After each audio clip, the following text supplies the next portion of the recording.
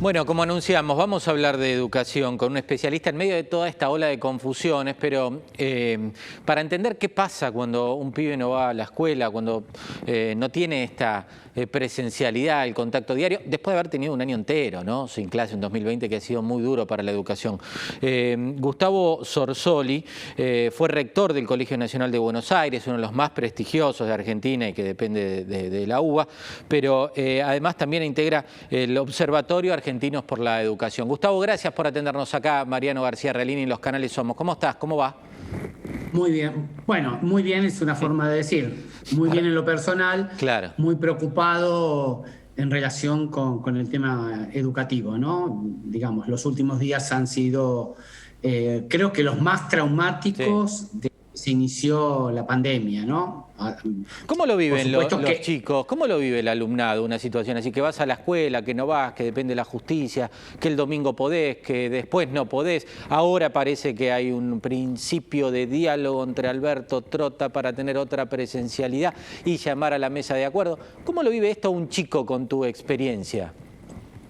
Bueno, en principio, a ver, está claro que de acuerdo con las edades hay diferencias importantes, ¿no? Los chicos más chicos me parece que sufren en forma más directa lo que les está pasando porque las decisiones dependen de sus familiares directos, en general madre y padre, que te diré que, por lo que sé, en muchos casos no se ponen de acuerdo, ¿sí? Claro. Porque aquí también la política hace lo propio, ¿sí? Y los dos lados de la vereda hace que en muchos hogares haya discrepancias entre los criterios de mamá y papá, por más que las madres en el tema escolaridad tienen mayor peso habitualmente. Sí. Eso lo sabemos porque el año pasado, durante toda la pandemia, las estadísticas dicen que entre el 85 y el 90% de las personas que cuidaron y acompañaron a sus hijas e hijos durante la pandemia en el tema educativo fueron mujeres. Claro. Entonces estamos hablando de madre o de abuela, pero eran las mujeres las que se hicieron cargo de este bolonqui para la familia, ¿no? Total. Porque además debían trabajar, o ya sea en el hogar o en sus trabajos, lo cual les complicó la vida muchísimo. Es una de las cuestiones que muchas veces no se toma en cuenta. O sea, no solamente aquí se está afectando a niñas, niños y adolescentes, sí, particularmente... Familias enteras. Claro, particularmente pensemos que en Argentina casi el 60% de nuestros jóvenes menores de 14 viven en hogares pobres, y por lo tanto la situación es muy compleja para ellos, sino que se afecta mayoritariamente a las mujeres, que también son un sector más desfavorecido en relación a nosotros los varones, con lo cual la verdad es que se les complica el día a día, y esencialmente ¿a quiénes? A los chicos, como tu pregunta iba en esa dirección, pero también a las madres de las familias, a las jefas de hogares. Los chicos viven de manera muy diversa esta situación. Hay un sector que se angustia, que quiere ir a la escuela, que quiere reencontrarse con sus compañeros, sí, tener esas vivencias, jugar en la escuela. Pero también hay un sector de chicas y chicos que se resisten a volver a la escuela. ¿Por qué? Porque la escuela es un organizador bastante rígido y estructurado, claro, de lo cotidiano. ¿Qué quiere decir? Bueno, si vas al turno mañana hay que levantarse temprano, desayunar, ir a la escuela, llegar en punto, toca un timbre, entra la profesora de matemática, toca otro timbre, tenés 5 minutos de recreo. Ordena, la profesora, tiene una rutina ordenadora. Ordena, absolutamente, te dan tareas, te toman exámenes, tenés que ir a educación física, o sea, nada, todo está muy cronometrado, ¿sí? Y hay que adaptarse a ese formato. Después de un año en cual eso estuvo desaparecido, ¿no? O sea, no hubo este régimen, más allá de que muchas escuelas, no, muchas no, voy a decir la verdad, algunas escuelas, sobre todo las que tenían recursos económicos, cuyos alumnas y alumnos también tenían recursos económicos en términos de internet y de computadoras, tuvieron clases virtuales. Nunca se equiparó, porque era imposible, pensar que iban a tener 40 minutos de matemática, 40 de literatura, 40 de química y así sucesivamente. Ahí tocas un tema, perdón que te interrumpo, Sí. pero ahí tocas un tema interesantísimo que te lo quería preguntar. Porque hablamos muchas veces, incluso en los medios, de una liviandad entre la presencialidad y las clases virtuales. ¿Está estudiado en la Argentina, o en este caso en el AMBA, con los bolsones de pobreza que tenemos en el conurbano, cuántos tienen la posibilidad de tener esa conectividad real para tener clases todos los días entre instituciones educativas, cuerpo docente y alumnos? ¿Cuántos reciben de verdad la educación virtual o no? ¿Esa estadística existe en la Argentina, Gustavo? Mira, yo no tengo el dato específico de AMBA. A nivel nacional, la mitad de las familias no tiene internet. La mitad a nivel país. La mitad no tiene internet. Y otra mitad, que no necesariamente es la misma, no tiene una computadora o una notebook o una netbook para que su hijo o hija tenga clases, digamos, lo más cercano es lo que estamos haciendo ahora, una videoconferencia a través de algún servidor, de algún método como el que estamos teniendo ahora.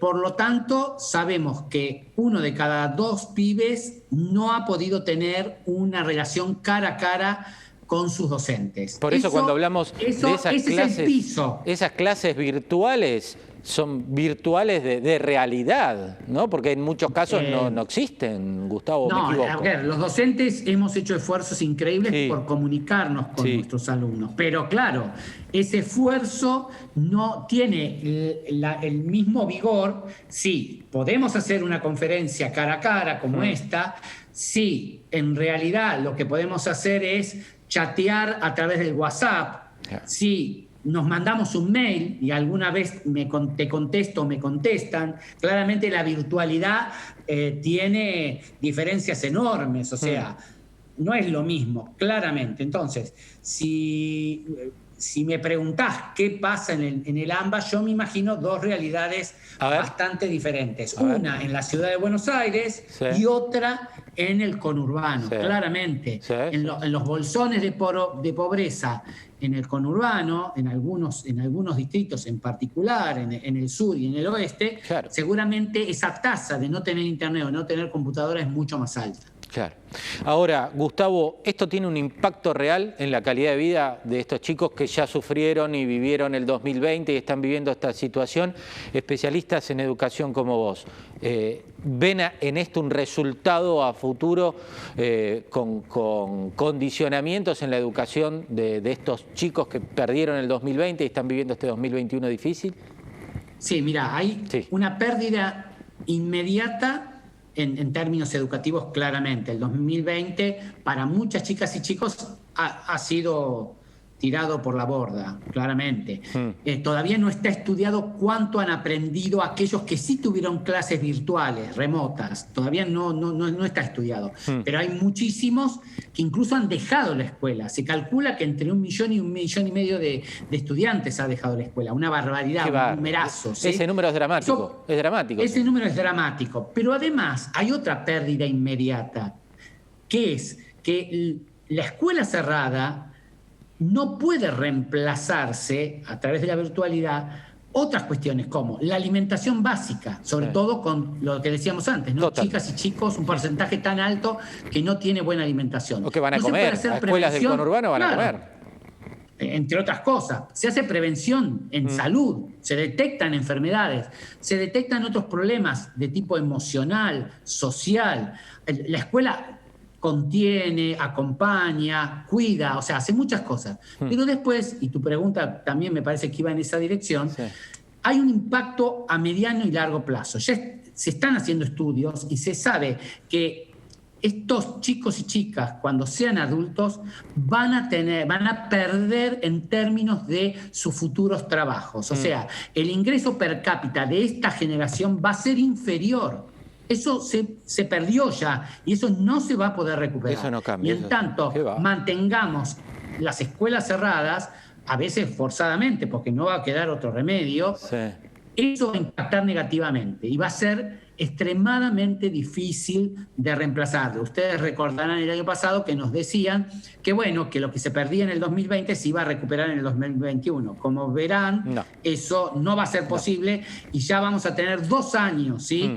Para recuperar. Bueno, la realidad es que eso no se va a poder recuperar. Gustavo, como especialista en materia educativa, como docente, como ciudadano de a pie, ¿cómo ves lo de la política? Para sintetizarlo, digo, ¿no tendría que ser la educación algo justamente esencial, que no se toque, que no haya dudas, que haya un acuerdo, una fórmula, de decir si llegamos a esta instancia cerramos, pero no los disparates que vimos en la última semana en nuestro país? Bueno, de un lado y de otro, no sé dónde estás parado, pero digo, en general me refiero. ¿Se acuerdan que el año pasado veíamos un tironeo permanente entre la política nacional y la política, por ejemplo, de algunos distritos? En particular la ciudad de Buenos Aires, que siempre es el epicentro, ¿no?, de estos chisporroteos. Y veíamos cómo la ciudad quería abrir para que hubiera clases y el Ministerio Nacional no lo permitió. Y bueno, pero en diciembre, entre diciembre y enero, la política cambió, la perspectiva del Ministerio de Educación Nacional, de Trota, y Trota empezó a militar la presencialidad cuidada. ¿Se acuerdan ese término? Bueno, de todas maneras la presencialidad no podía ser no cuidada. Está claro que con pandemia tenía que ser cuidada. Pero bueno, hubo un acuerdo. Ese acuerdo se mantuvo durante 3 meses. Incluso cuando fue el martes pasado, cuando habló el presidente, hasta esa mañana, mismo miércoles, el Consejo Federal de Educación se reunió y acordaron una política. Hasta ese día a la mañana. Y parecía que había un acuerdo del que vos hablas, que era lo último que vamos a cerrar son las escuelas, lo primero que vamos a abrir las escuelas porque la educación es importante. Y eso se rompió esa noche, la noche que habló el presidente. Más allá de los fundamentos que tuviera el presidente, que no terminamos de entender o comprender muy bien, lamentablemente, y de la cadena de disloques que se produjo a partir de ese momento, ¿no? Porque la verdad es que la justicia resuelva lo que la política no puede hacer, no habla bien de nosotros, de los argentinos en general. Lo real es que tiene que haber diálogo nuevamente, tiene que haber acuerdos mínimos, tiene que haber una manera de decir, bueno, a ver, no es abierto todo, cerrado todo, no, hay formas de privilegiar sectores. Claramente los chicos más chicos necesitan más de la escolaridad porque los más grandes son más autónomos. Hay grados y años en especial. Primer y segundo grado, donde se alfabetizan los pibes, son fundamentales. El primer año de la secundaria también, porque ahí perdemos muchos estudiantes. O sea, hay gradualidad que implementar. Esperemos que se llegue a un acuerdo, ¿no? Ojalá, ojalá. Gustavo, gracias, interesantísimo. Lo último, porque tenemos que cerrar, como reflexión, habiendo sido rector del Nacional Buenos Aires, yo no tenía el dato, me lo contaba un productor recién, que en el 2020 directamente los alumnos del Nacional ni tuvieron contacto con el cuerpo docente y que a fin de año para ser egresados le dieron una agenda del 2020. ¿Esto es así? ¿Y qué sensación te dio eso? Me imagino tristeza. Bueno, yo acabo de jubilarme, pero el año pasado fui profesor, fui rector durante 8 años y mis últimos 2 años seguí siendo profesor de matemáticas. Sí, la verdad que lo del año pasado fue lamentable. Lamentable, mira. Sí, porque, digamos, no hubo... yo particularmente di clase por videoconferencia, pero la realidad es que fuimos excepciones los que hicimos eso y la virtualidad solamente fue aulas virtuales y correo electrónico y la verdad es que fue un año perdido. Gustavo, muy preciso, muy claro en tus precisiones, en tus definiciones. Gracias, la seguimos en cualquier momento. Te dejo un abrazo. Muchas gracias, Mariano, por la comunicación. Hasta pronto. Gracias a vos por el tiempo. Gustavo Sorsoli, clarísimo en sus consideraciones sobre lo que estamos viendo en materia educativa. La pausa, la última, en 23 en punto, ya llega nuestro equipo periodístico para hablar de las novedades políticas de todo el Gran Buenos Aires. Ya estamos.